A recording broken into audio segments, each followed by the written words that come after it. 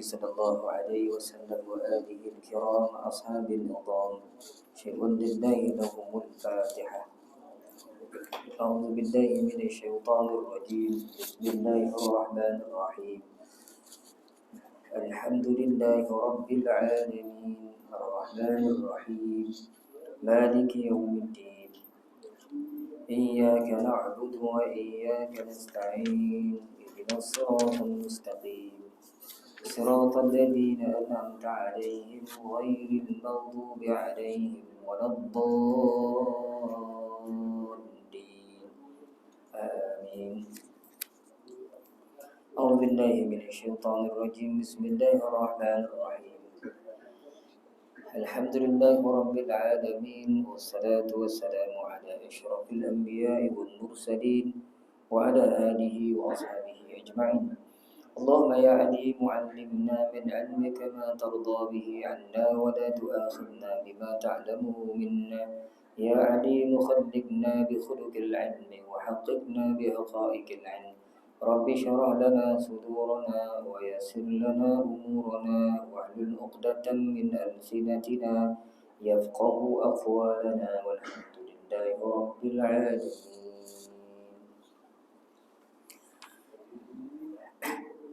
أعوذ بالله من الشيطان الرجيم. بسم الله الرحمن الرحيم. السلام عليكم ورحمة الله تعالى وبركاته. الحمد لله والصلاة والسلام على رسول الله وعلى آله وصحبه ومن والاه. أشهد أن لا إله إلا الله وأشهد أن محمدا عبده ورسوله. قال رب اشرح لي صدري ويسر لي أمري واحلل عقدة من لساني يفقهوا قولي. أما بعد. Yang berusaha mengurusi surau beserta dengan ahli jawatan kuasanya, ashabul fadilah, tuan-tuan guru, tuan-tuan imam, ketua-ketua masyarakat, tuan-tuan haji, puan-puan hajah, tuan-tuan, puan-puan, hadirin hadirat yang dirahmati Allah Subhanahu wa taala sekalian. Alhamdulillah tuan-tuan, seperti biasa kita sama-sama panjatkan kesyukuran kehadiran Allah Subhanahu wa taala. Masih lagi dapat bernafas sehingga hari ini, masih lagi dapat menjalankan ketaatan kepada Allah Subhanahu wa taala. Kita sentiasa berharap dan memohon pada Allah Subhanahu wa taala agar sentiasa memelihara kita dan menganugerahkan kepada kita rezeki yang berkat dan insya-Allah umur yang bermanfaat sampailah hari kita dimatikan oleh Allah Subhanahu wa taala, mudah-mudahan. Allahumma amin. Jadi malam ni tuan-tuan, kita mula pada ayat yang ke-10 daripada suratul Mulk. Itu hari kita sampai ayat yang ke-9. Hari ini kita ambil ayat yang ke-10. A'udzu billahi minasy syaithanir rajim. Bismillahirrahmanirrahim. Wa qalu law kunna nasma'u aw na'qilu ma kunna fi ashabis sa'ir fa'tarafu bidhanbihim fasuqan li ashabis sa'ir. Innal ladhina yakhshawna rabbahum bil ghaibi lahum maghfiratun wa ajrun kabir. Wa asirru qawlakum aw jaharu bih innahu alimun bidhatis sudur. ألا يعلم من خلق وهو اللطيف الخبير. هو الذي جعل لكم الأرض ذلولا فامشوا في مناكبها وكلوا من رزقه وإليه النشور. Sadaqallahul azim. Ayat yang ke-10. Wa qalu law kunna. Nun bersabdu. Semua nun yang bersabdu mesti kita dengungkan dengan qadar 2 harakat. Semua nun dan mim yang bersabdu dalam Quran hendaklah didengungkan dengan qadar 2 harakat. Kunna nasma'u au naqilu ma kunna. Satu lagi, kunna, 2 harakat dengung. Fi ashabis sa'ir. Kita nak mudahkan semua tanda panjang dalam Quran ni, tuan-tuan bacalah dengan 4 harakat selamat, kecuali pada tanda panjang yang terletak di pangkal-pangkal surah seperti kaf, ha, ya, ain, sad. Ini huruf-huruf ni ada tanda panjang. Pada huruf atau pada alif, lam, mim, itu pada tanda panjang pada huruf. Ya, sin, apa lagi? To, sin, mim. Tanda-tanda panjang yang terletak di atas huruf di awal surah, semuanya kita baca 6 harakat. Atau tanda panjang yang sebentuk dengan perkataan waladdallin. Contoh yang lain, al-haqqah, as-saffah. Senang cakap, ada huruf mad mati, huruf alif, huruf ya atau waw yang mati, di hadapannya ada huruf yang bersabdu. Yang itu tanda panjang tu kena baca 6 harakat sebab dia mad lazim. Lain pada itu tuan-tuan, kita baca dengan 4 harakat. Okey, fi di sini 4 harakat. Man jaiz munfasil. Ashabis sa'ir. Sa'ir ni mad arid disukun, kita baca 2 harakat boleh, 4 harakat boleh, 6 harakat boleh. Mad arid disukun ni iaitu huruf berbaris di hujung, dia ada baris macam ra ni, baris bawah. Tapi kita matikan sebab nak waqaf. Kemudian sebelum huruf yang baris ni ada huruf yang mati pula, huruf ya atau huruf waw atau huruf alif, iaitu huruf mad. Itu kita bagi mad arid disukun. Boleh baca 2, 4, 6. Mana-mana boleh. Maka tuan-tuan jadilah bacaannya lebih kurang bunyi dia. A'udzu billahi minasyaitonir rajim.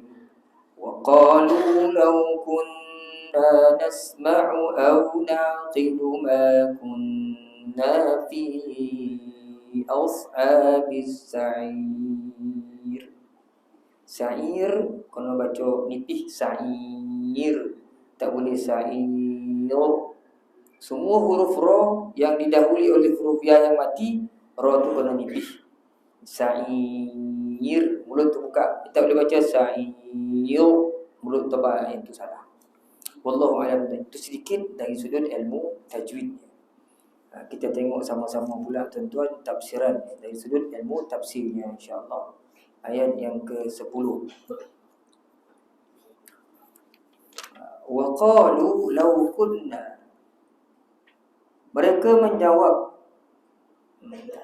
dan mereka berkata, sekiranya dahulu kami mendengarkan atau memikirkan peringatan itu, tentulah kami tidak termasuk penghuni neraka yang menyala-nyala. Jadi dalam ayat ni ada sekumpulan orang yang menyebutkan, dalam bahasa kita, kalau aku dengar dulu, aku fikir dulu, taklah kami masuk dalam neraka ni.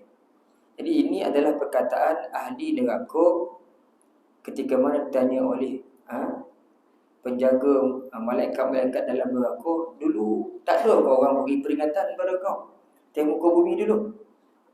Pertanyaan dengan tujuan mencerca, menghina. Tak ada kau dulu orang datang. Kan ini di antara jawapan dia yang kedua. Kalau kita dengar dulu apa yang awak cakap dulu, kita fikir sungguh-sungguh, taklah kita masuk dalam neraka ni. Ini jawapan yang menunjukkan tanda penyesalan daripada ahli neraka yang telah masuk dalam neraka Allah Subhanahu wa ta'ala. Itu pada ayat yang ke-10 kan. Jadi ayat ini menceritakan tentang jawapan ahli neraka. Setelah mana-mana yang masuk dalam neraka, malaikat tanya, mereka pun menunjukkan tanda penyesalannya. Kalau dulu kami dengar, kami fikir sungguh-sungguh apa yang ustaz-ustaz cakap, apa yang pendakwah cakap, apa yang orang bagi nasihat cakap, kami takkan masuk dalam neraka Allah Subhanahu wa taala.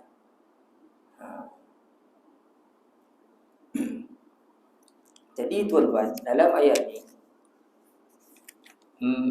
Ibnu Abbas menyebutkan orang-orang yang masuk dalam neraka Allah Subhanahu wa taala ni benar-benar menderita dan menyesal kerana termasuk dalam neraka. Kita faham tuan-tuan daripada ayat ni, ulama menyebutkan bahawasanya ayat ini menunjukkan bahawasanya kebanyakan orang masuk dalam neraka Allah ni sebab apa? Di antara satu, tak pandai menggunakan telinga dengan baik. Kemudian tak pandai gunakan akal dengan baik. Sebab tu bila tanya kenapa masuk sini ni, kok kita dengar betul-betul dulu. Dan muka umum ni ramai orang yang dia tak nak dengar nasihat, dia tak nak dengar cakap. Bukan nak cuba memahami, dengar pun dia tak mahu. Bila dengar bodoh-bodoh yang berkaitan dengan agama ni, benci dia. Dia melarikan diri, tak nak dengar. Bila tak nak dengar, takkan terfikir. Sebab tu ayat ni sebut walau kunna nasma'u aw naqilu. Kalau kita dengar, kita fikir, dah dengar baru boleh fikir. Ni dengar pun tak mahu. Nasihat-nasihat orang dipelekehkan, diolok-olokkan, dibuat main-main. Berapa ramai orang atas muka bumi ni yang tak mahu dengar cakap orang, yang tak mahu dengar nasihat, bahkan marah bila dinasihati oleh orang lain. Jadi ini sifat-sifat yang akhirnya nanti yang akan membawa seorang dalam neraka Allah Subhanahu wa taala. Akhirnya nanti akan bawa dalam neraka Allah Subhanahu wa taala. Ulama menyebutkan ayat ini menunjukkan bahawasanya pendengaran lebih unggul, lebih aula, lebih utama daripada penglihatan. Daripada ayat ni. Sebab tu Allah Taala sebut, kalau dulu kami dengar betul-betul, bukan kami lihat, kami dengar. Jadi ulama daripada ayat ni, ulama sebut pendengaran itu lebih utama daripada penglihatan. Kerana melalui pendengaran lah manusia akan dapat memahami pengajaran orang-orang yang mengajar. Manusia akan dapat memahami nasihat orang yang beri nasihat. Manusia akan dapat hidayah daripada orang yang cuba memberi petunjuk melalui pendengaran, bukan penglihatan. Kan? Jadi bila tak berguna pendengaran tu, tak digunakan dengan sungguh-sungguh, akhirnya sifat itu membawa mereka dalam neraka Allah Subhanahu wa taala. Kalau tak boleh dengar, memang takkan terfikir. Hari ini tuan-tuan, ilmu-ilmu yang kita dapat mula-mula melalui pendengaran, bukan penglihatan. Kau pandang yo, telinga ke lain pandang, memang tak apa apa-apa lah. Tidur ke apa orang tu, woi, diam. Memang tak dengar. Kan? Matuk. Tapi dengar ni, walaupun tidur, malam matuk. Dia dengar. Kau faham tak ni? Saya dengar. Walaupun matuk dia tak nampak. Tengok. Dengar tu lebih aula, lebih utama daripada penglihatan. Kata ulama berdasarkan ayat ini. Sebab tu dalam Quran ada sebutkan, walaqad zara'na li jahannama katsiran minal jinni wal ins. Sesungguhnya kami sumbatkan dalam neraka jahanam itu ramai di kalangan jin dan manusia. Lahum qulubun la yafqahuna biha. Mereka ada hati, tapi hati mereka tak nak fikir. Walahum a'yunun la yubsiruna biha. Mereka ada mata, mereka tak nak lihat. Walahum adhanun la yasma'una biha. Telinga ada pun tak nak mendengar. Ulaika kal an'am. Bila tiga-tiga panca indera utama ni, hati, akal, hati, pendengaran, mata, telinga ni elok semua, tapi tak digunakan dengan baik. Ulaika kal an'am. Mereka ni seperti binatang ternakan. Bal hum adall, kata Allah, bahkan lebih teruk lagi. Ulaika humul ghafilun. Itulah orang-orang yang lalai. Jadi orang yang ada semua tiga-tiga panca indera ni, ada akal dia, ada mata dia, ada telinga, tapi tak boleh guna dengan baik. Orang tu sebenarnya dalam keadaan lalai, dalam kehidupan dia, tuan-tuan. Dalam keadaan lalai. Akhirnya membawa dalam neraka Allah Subhanahu wa taala. Sebab tu dalam ayat ni digunakan perkataan walau waqalu law kunna nasma' aw naqil. Kalaulah kami dengar dulu, Kalaulah kami fikir dulu macam mana orang lain fikir, nescaya kami takkan masuk dalam neraka yang menyala-nyala ini, yang membakar ini.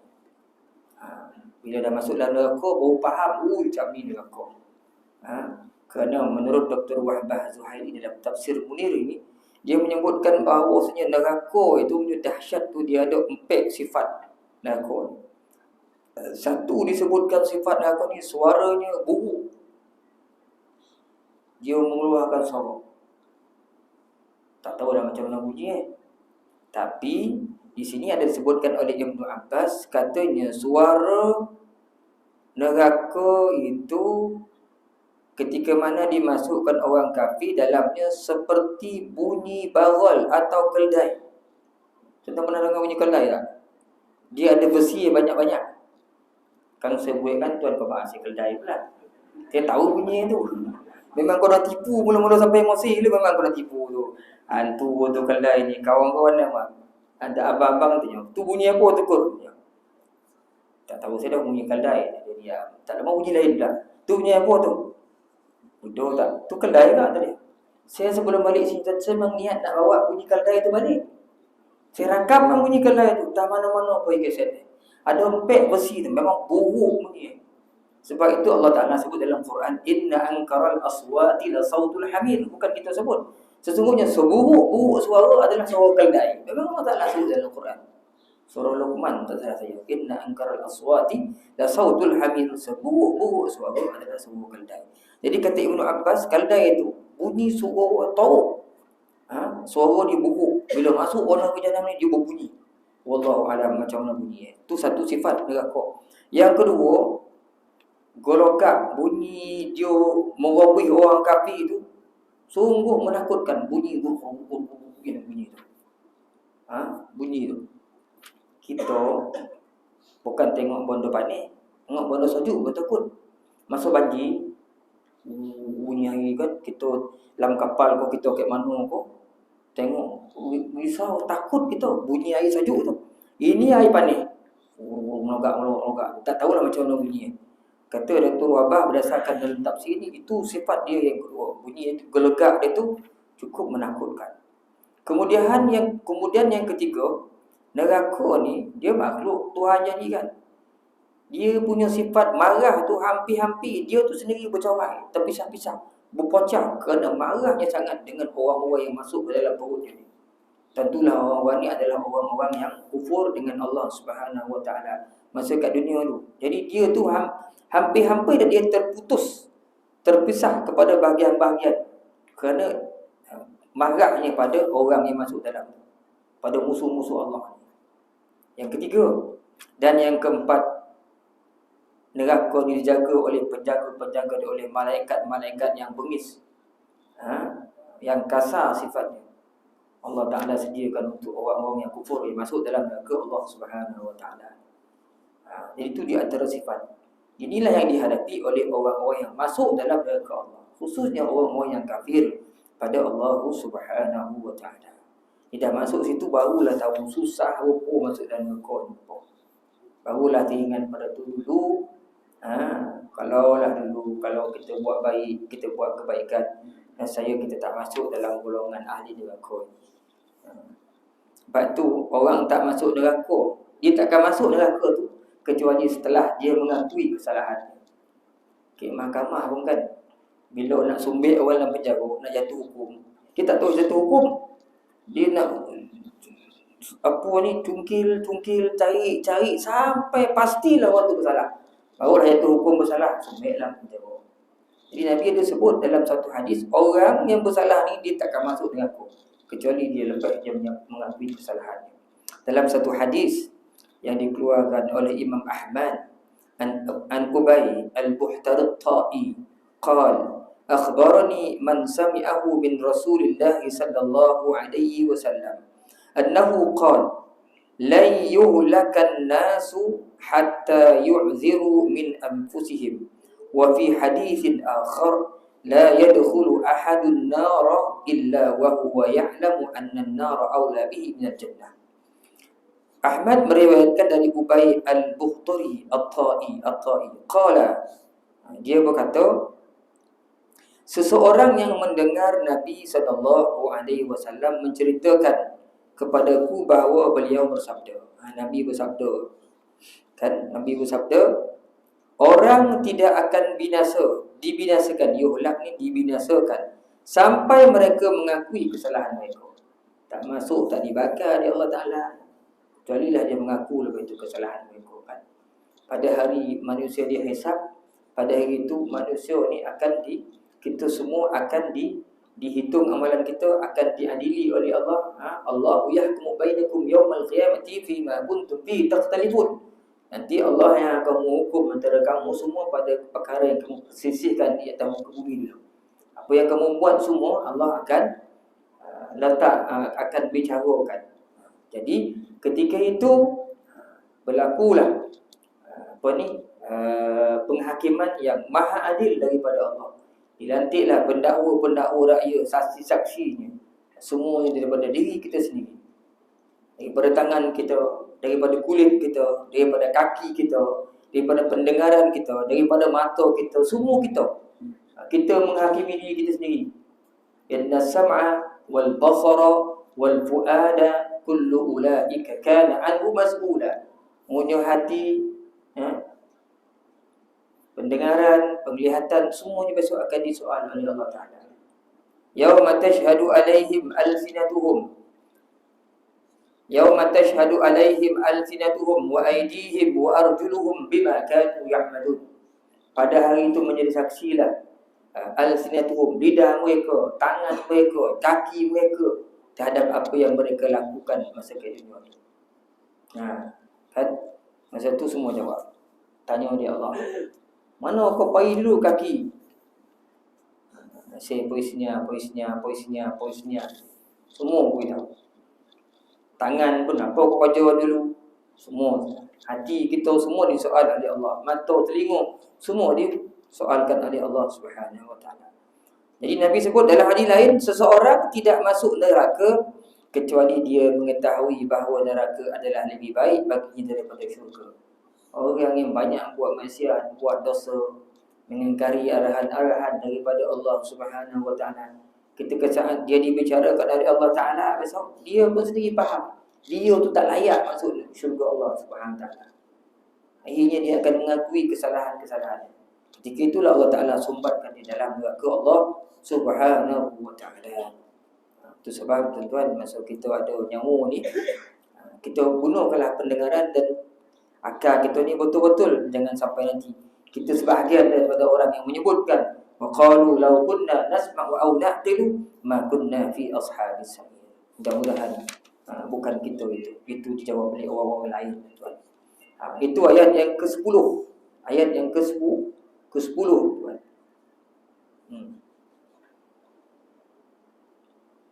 Kita pergi ayat yang ke-11.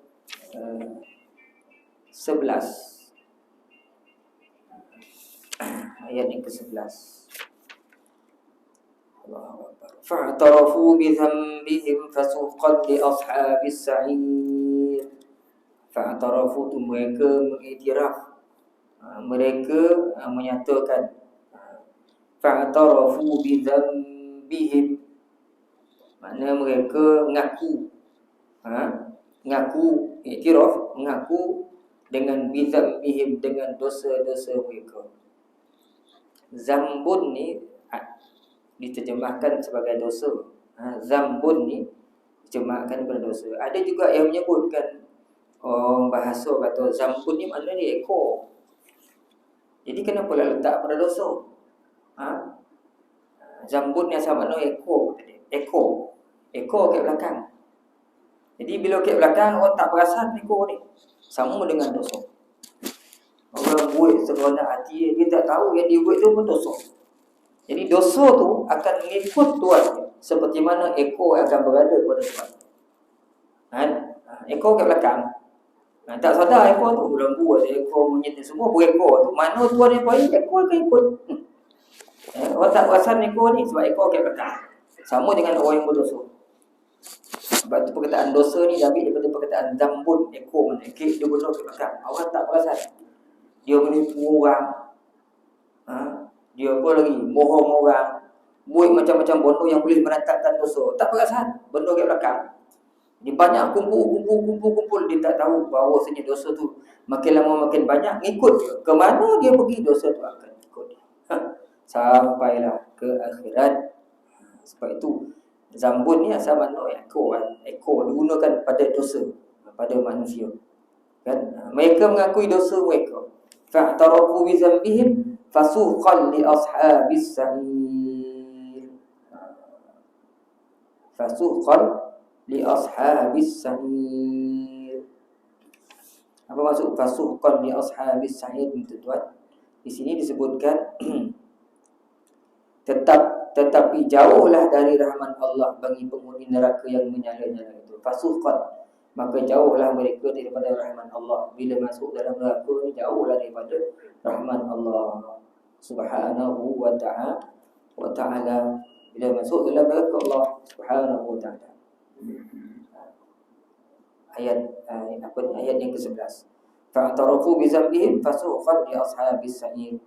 Maka mereka mengiktiraf, mengaku, ya Allah, dosa yang mereka buat dulu telah benar menyesal, mereka mengaku.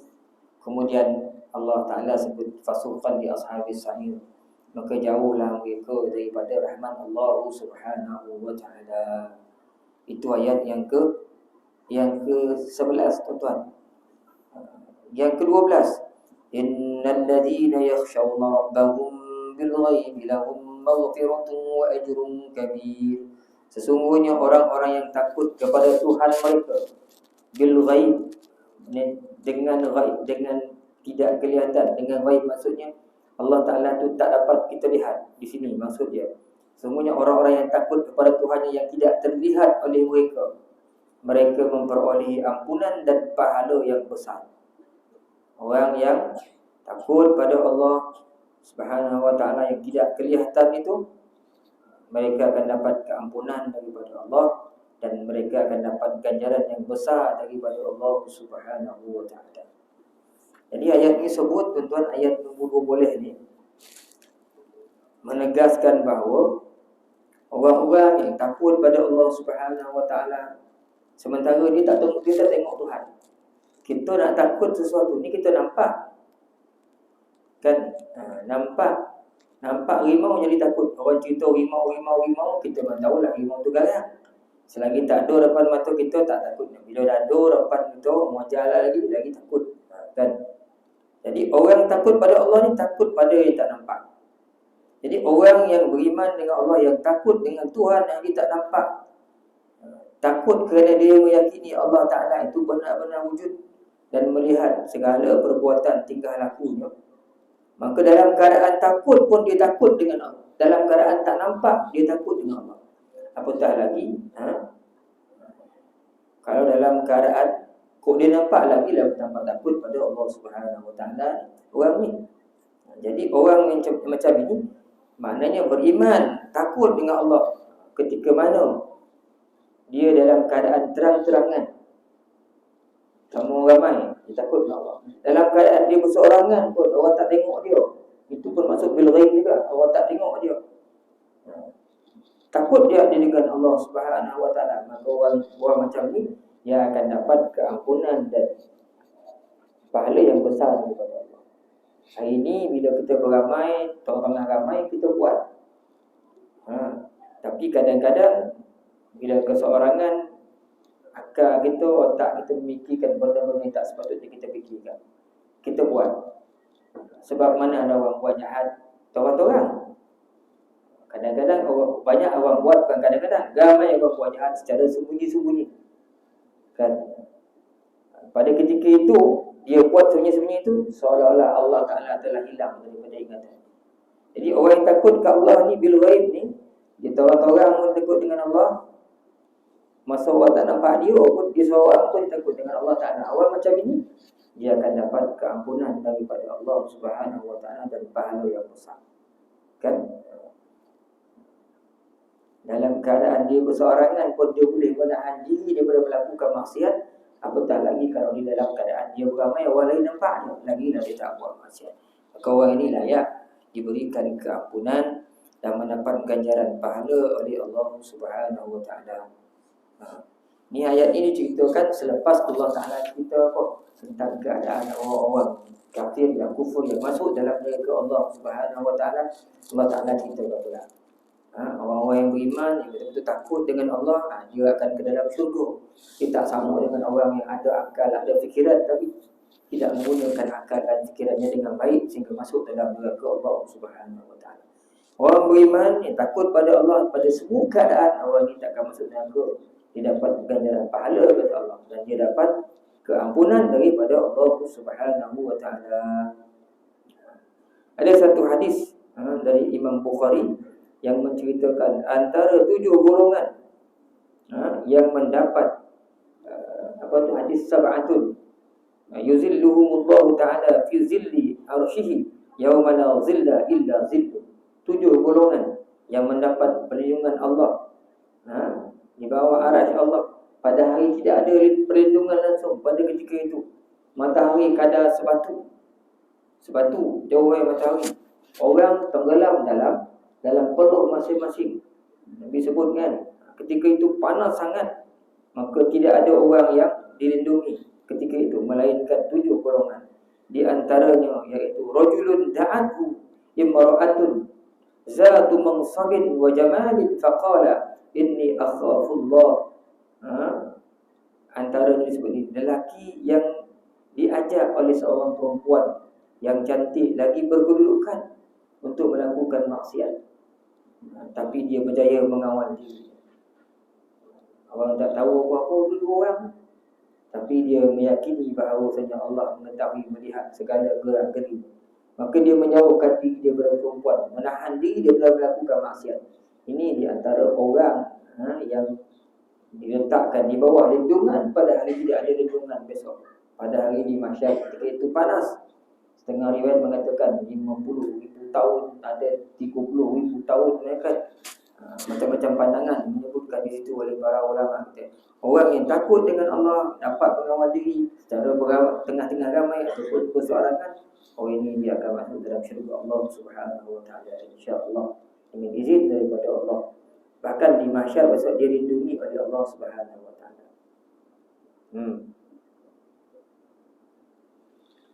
Itu ayat yang ke-12 tuan. Masuk ayat yang ke-13.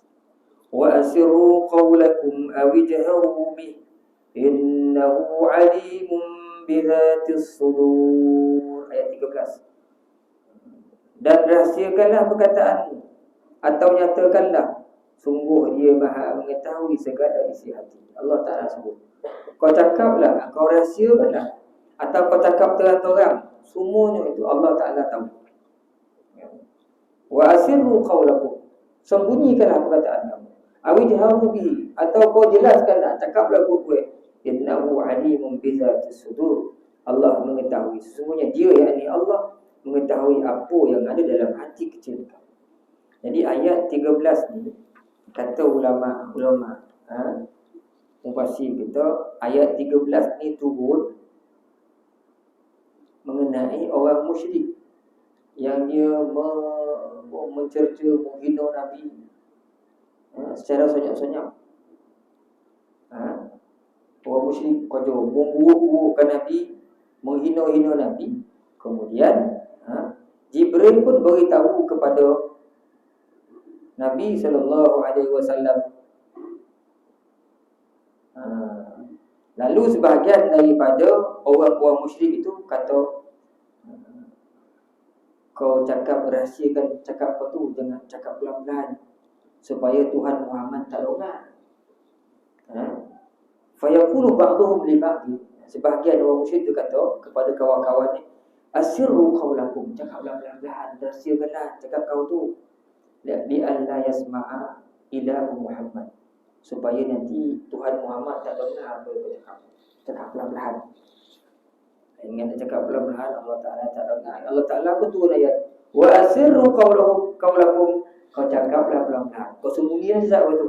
Awi jaharu bihi, atau kau cakap kuat pun. Innahu alimun bizatis sudur, dia yakni Allah mengetahui apa yang terkandung dalam hati kecil kau. Kan? Jadi cukup banyak ayat yang menyatakan innahu alimun bizatis sudur. Cukup banyak dalam Quran menceritakan Allah mengetahui apa yang ada dalam hati kita. Allah Ta'ala bukan sahaja tahu apa yang terdetik dalam hati kita ni, apa yang kita niatkan, apa yang kita azamkan untuk buat. Bahkan lebih daripada itu, Allah mengetahui apa yang belum kita niatkan. Kita belum niat ni, baru nak niat, belum niat lagi, sudah diketahui oleh Allah Subhanahu wa ta'ala. Walaupun ayat yang beritahu innahu alimun bi dzati sudur, dia tahu apa yang dalam hati kecil kamu, apa yang kamu buat, apa yang kamu azam, apa yang kamu niat. Allah Ta'ala bukan sekadar tahu apa yang kita niatkan, yang kita azamkan. Bahkan Allah Ta'ala mengetahui sebelum kita niatkan satu perkara, sebelum kita azamkan, sebelum terdetik satu bondo, belum berlaku lagi, telah diketahui oleh Allah Subhanahu wa ta'ala. Dia turun ayat ni, beritahu musyrik, kau cakap-cakap lah belahan, kau sembunyi lah. Semuanya dalam pengetahuan Allah Subhanahu wa ta'ala. Tidak ada satu benda pun yang sama-sama bagi Allah Ta'ala. Nabi tu dengar apa desiran yang bunyi di langit tu, Nabi dengar. Ini kamu nak Tuhan yang menjadikan Nabi itu tak dengar pula. Tak masuk akal lah, kan? Nabi duduk kat bumi dengar tasbih malaikat di bumi atas tu, dengar apa yang berlaku tu. Di antara khasais, kelebihan-kelebihan Nabi dengar. Takkanlah Allah Ta'ala yang menjadikan Nabi tak dengar? Kan? Jadi hanya sesuatu yang hebat saja yang boleh cipta satu benda yang hebat. Sudah pastilah Allah Subhanahu wa ta'ala itu maha hebat, maha berkuasa, kerana dia telah mencipta makhluknya Muhammad sallallahu alaihi wasallam penuh dengan kelebihan-kelebihan. Jadi tak ada beza bagi Allah Ta'ala, bagi ilmu Allah Ta'ala tu. Sama ada kita rahsiakan satu perkara ataupun kita zahirkan, semuanya sama dengan Allah Ta'ala. Kita nak sembunyikan kau, kita cakap kau, semuanya tak ada beza dari sisi Allah. Semuanya dalam pengetahuan Allah. Alimul ghaibi wasyahadah, dia mengetahui yang gaib, tersembunyi, dan yang nyata. Ayat yang ke-13. Itu ayat yang ke-13. Pendek-pendek ayat ni. Masuk ayat yang ke-14. Ala ya'lamu man khalaq wa huwa al-latiful khabir. Apakah pantas Allah yang menciptakan itu tidak mengetahui, dan dia maha halus, maha mengetahui. Ala la ya'lamu man khalaq. Adakah patut Tuhan yang mencipta sesuatu dia tak tahu? Padahal dia yang buat, takkan dia tak tahu? Dan dia maha halus lagi maha mengetahui. Dan Allah itu maha halus lagi maha mengetahui. Jadi Allah Subhanahu wa ta'ala yang menciptakan sesuatu dengan kekuasaannya pastilah mengetahui apa yang dia cipta, dan pastilah mengetahui semua yang dia cipta. Maka tidak ada satu perkara pun yang tersembunyi daripada pengetahuan Allah Subhanahu wa ta'ala. Tidak ada satu pun perkataan yang bernama rahsia di sisi Allah Ta'ala. Tak ada rahsia-rahsia yang berlaku daripada makhluk ni, semuanya dalam pengetahuan Allah Subhanahu wa ta'ala. Dan okay, tuan. Itu ayat yang ke-14. Dan ayat yang terakhir, ayat yang ke-15 yang kita baca tadi, dialah yang menjadikan bumi, wallazi ja'ala lakumul arda zalula. Dialah yang menjadikan bumi untuk kamu yang mudah dijelajahi, maka jelajahilah di segala penjuru. Wallazi ja'ala lakumul arda zalula famshu fi manakibiha. Baiklah, jelajahlah, jalanlah ke mana-mana sudut, dan makanlah sebahagian dari rezekinya, dan hanya kepadanya lah kamu kembali, yakni setelah kamu dibangkitkan oleh Allah Subhanahu wa ta'ala. Jadi Allah Ta'ala jadikan bumi ni, dengan maksud jadikan bumi itu mudah. Bumi ni ditundukkan, dipermudahkan untuk manusia. Tak bergoncang, tak bergogar. Sesekali digogar oleh Allah Ta'ala kan. Kebanyakan ni tak gogar, tak bergoncang. Walaupun orang buat kajian, bumi ni berputar, kita pun tak rasa berputar. Allah Ta'ala tak jadikan bumi ni air semua dah. Sampai terpaksa orang hidup dalam sampan pun Allah Ta'ala tak jadikan bumi ni koring, kontang, gurun sahara semua ni. Sampai payah nak cari air. Ada air, ada tanah lagi, ada bukit, ada tanah pamah. Ini semua bukti Allah Ta'ala pemudahkan, ikut keperluan-keperluan manusia. Semua keadaan bentuk muka bumi ini semuanya memberi manfaat. Allah Ta'ala mudahkan begitu. Ada ketikanya nanti manusia perlu pada bukit, gunung. Ada ketikanya nanti manusia perlu pada tanah pamah, datar. Ada ketikanya nanti manusia perlu pada daratan. Dan pada ketikanya manusia perlu pada air. Maka semuanya ada atas muka bumi ini. Allah Ta'ala mudahkan. Alam tara anna Allah sakhkhara lakum ma fil ard. Adakah kamu tidak melihat Allah Ta'ala telah menundukkan apa yang ada di bumi ini? Semuanya ditundukkan oleh manusia dan manusia boleh memanfaatkan. Memanfaatkan. Kan? Tanam pokok, siram dengan air. Bolo ikan dalam air. Ikan kau tak ada air, mana boleh ikan terdarat? Semua ada sebab-sebab ikan. Semua ada sebab. Dijadikan gurun Sahara. Ada manfaat pada gurun Sahara tu yang manusia buat. Paling tidak pun di pantai yang berlumbur kan itu, naik kereta ramai-ramai kan, naik motor tak ada pacu tu manusia pacu. Itu yang dapat letak manfaat gurun Sahara. Kan tidak pun situ pasir je kan. Kan jadikan bukit gunung ganang pun ada sebab-sebab kan. Ada kebaikan daripada gunung ni yang manusia dapat. Kan? Sebagian tumbuh-tumbuhan ni nak tanah tinggi, tak nak tanah rendah. Kan? Itulah keadaan ni tuan. Semuanya memberi manfaat pada manusia. Semuanya memberi manfaat pada manusia. Sebab itu bawah ayat tu lepas dia cerita huwallazi ja'ala lakumul arda zalula famshu fi manakibiha kau ila mana-mana sudah wa kulu min rizqi. Kau makanlah daripada rezekinya. Allah ciptakan bumi ni ditetapkan manfaat untuk manusia. Ada rezeki kat situ. Manusia memperoleh rezeki. Hatta duduk kat padang pasir pun otak mati kebulur dah. Ada rezeki kat situ. Kita duduk fikir kok padang pasir ni mati kebulur dah tak makan. Kalau mati kebulur ramai dah harap mati kat padang pasir tu. Hidup buat dia kat padang pasir tu. Kan? Ada rezeki juga daripada Allah Subhanahu Wa Taala.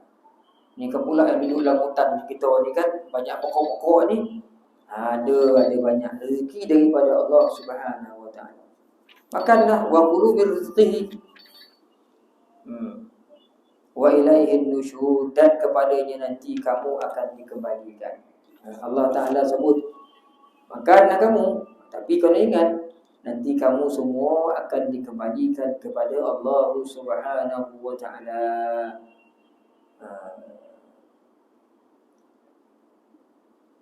Jadi jangan risau.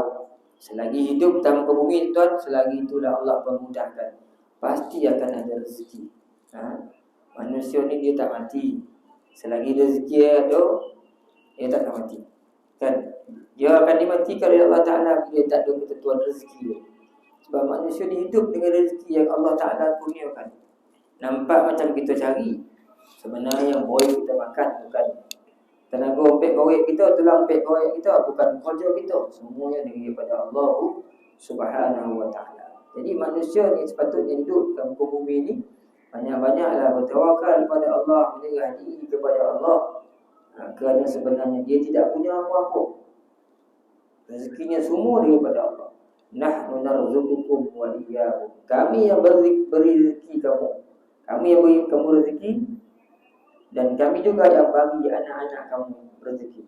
Bukan kamu yang cari rezeki sebenarnya. Rezeki semua daripada Allah. Sehingga di sini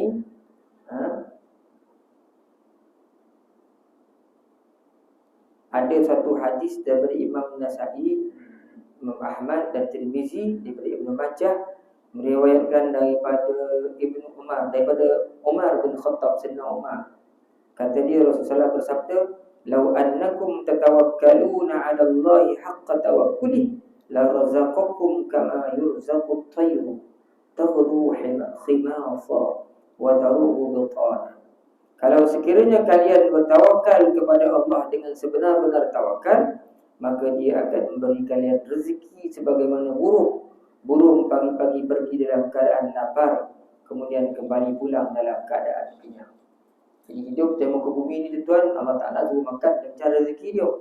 Tapi kena ingat, rezeki ini bukan daripada kita, semuanya daripada Allah.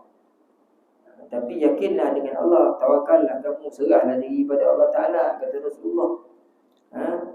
Kalau nak tawakal, nak serah diri, tengoklah, kiralah resmi burung.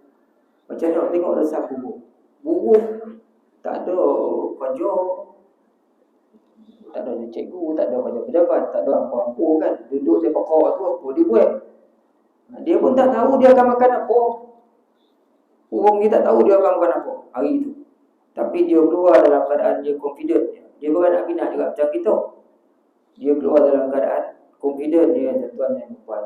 Akan ada rezeki itu dia. Dia paui perut kosong, tahudu khimasa, perut lapar, pulang dalam keadaan kenyang. Bahkan dia boleh mampu menjaga anak. Malu ke manusia dekat burung ni.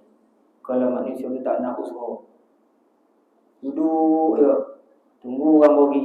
Ataupun usaha yang terakhir, dia ambil tu burung duduk tepi jalan, ledah tanya. Tulang pek kuat lagi. Kalau burung tengok, burung pun dia. Orang tu apa tu tadi? Besar badan tu je. Burung pun tidak, pun dia takut tak kalau silsilat makan buah jambu. Lastik dia udah mampu je. Orang tak ada orang lastik, kita orang pergi semua penuh kita beli buat. Burung tangan pun tak ada, makan betul-betul pakai pagu je. Kaki betul-betul nak tenggek je. Mulutnya. Tapi boleh mengunyahkan anak. Kau manusia pek kaki, tulang semua elok, semua kau tak nak ada usaha. Maka bantuan orang ni, parah orang tu. Kalau ada burung tu boleh cakap, memang agak kutuk dia burung tu. Oh ya, apalah orang ni dia. Kita macam ni boleh minta bagi anak kita menterara dia. Kan? Cari sini, cari situ, cari sini. Makan konyang anak-anak. Itulah Nabi sebut, kau nak tawakal, tengoklah tawakal. Itu mana tawakalnya burung-burung yang Allah Ta'ala ciptakan. Dia macam kita juga. Kita khabar sini susah cik kojo orang ramai. Mana nak cik kojo kan? Susah cik kojo dalam keadaan ramai. Burung pun lagi banyak. Botik pasal ni berapa-berapa dia berapa putih ekor berapa ni. Makan je dia. Bukan dia sekor dia bumi lagi ramai pun kita ikan makan dia. Kan? Jadi kalau nak tengok tawakal kata Rasulullah, tengoklah tawakal seperti mana tawakal yang makhluk Allah Ta'ala yang bernama burung, tuan. Sehingga tuan cukuplah sekadar itu untuk malam ini. InsyaAllah dah masuk dia sikit tapi kita faham. Aqulu qawli hadza sallallahu alaihi wasallam. Assalamualaikum warahmatullahi taala wabarakatuh. Kita berhenti di sini tuan, insyaAllah.